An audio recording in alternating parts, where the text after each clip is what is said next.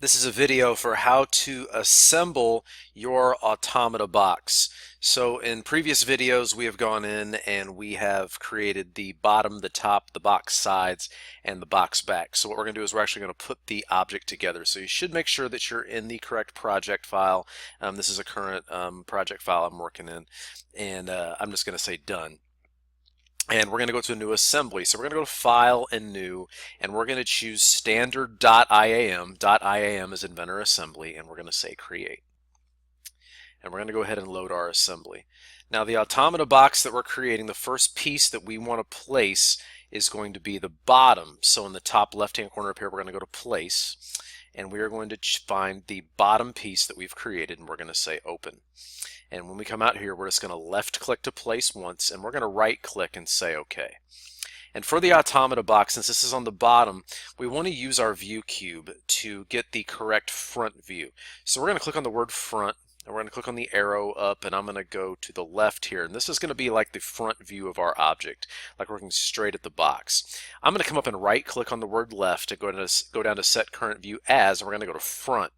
Then I'm going to go in the top right hand corner and click on this little box right here, and I'm going to right click and go down to set current view as home, and then go to fit to view. Now what you do there is when I click on my home button, now it's going to make this piece fit my screen. That's what fit to view is. Then when I click on front, top or right side, I'm going to get that perfect front view. Now we're going to go about placing our sides, and we'll start with the right side. So I'm going to go to place, and I'm going to choose my right side. So when I choose right side, I'm going to come out and I'm just going to left click to place and right click and say OK.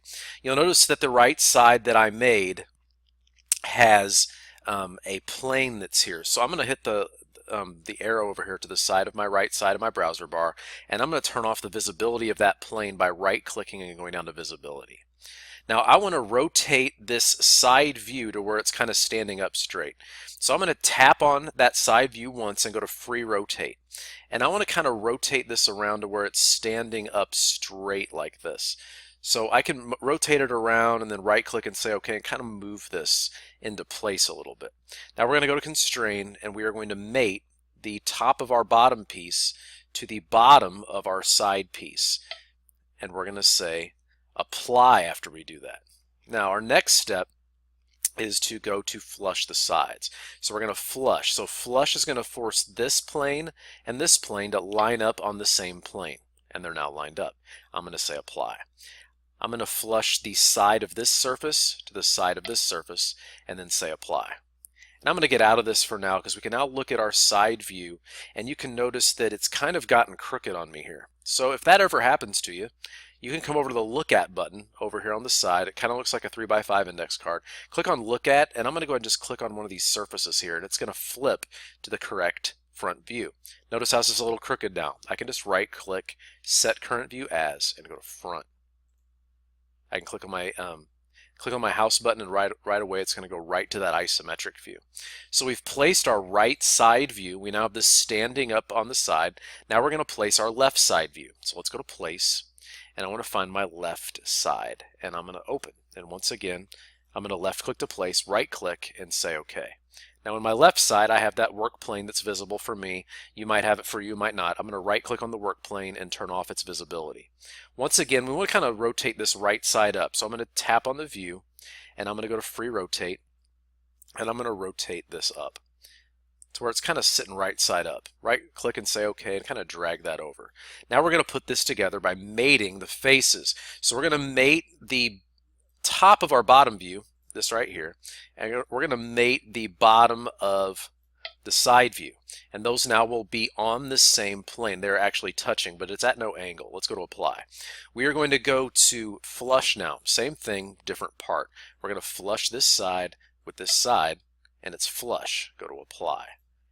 On the front view here, we're going to go to flush this surface, and I always try to get students to zoom in on that surface, and we say apply.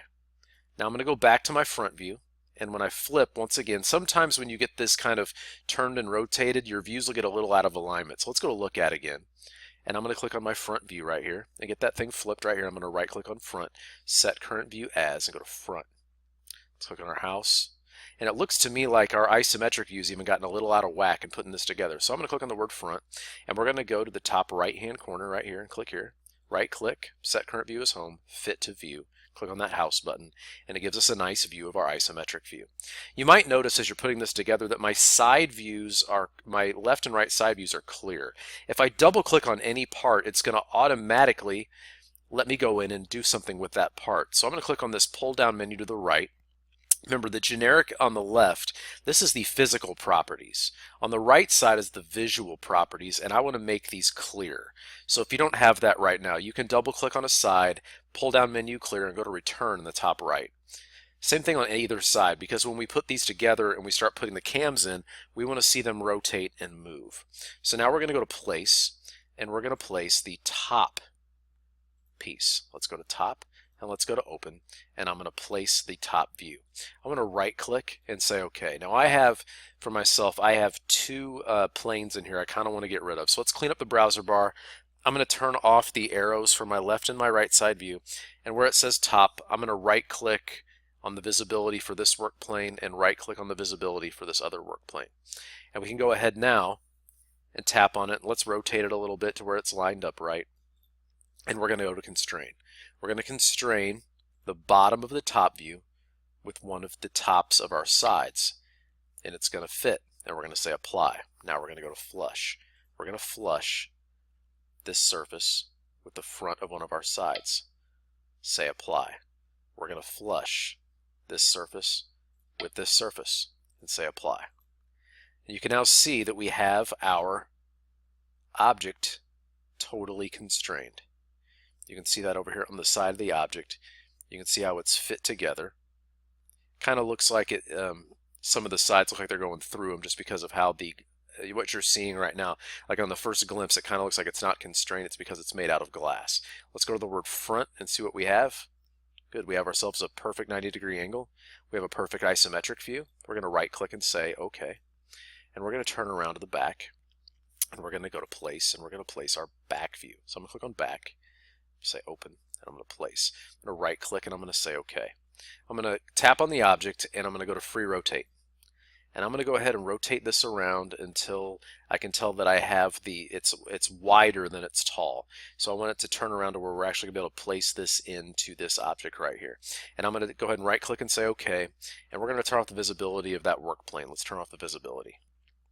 And we're going to come in, we're going to do some similar things to what we've done before. I'm going to go to constrain, and I want to mate the top of the bottom to the bottom of our back view. And we're going to say apply once that comes up. You'll notice the mate, it's on a work plane that might go all the way out. It doesn't necessarily have to fully touch at the beginning. So our next step is to go to flush, and we're going to click on the back of our back view and the back of the wood part, and we're going to say apply.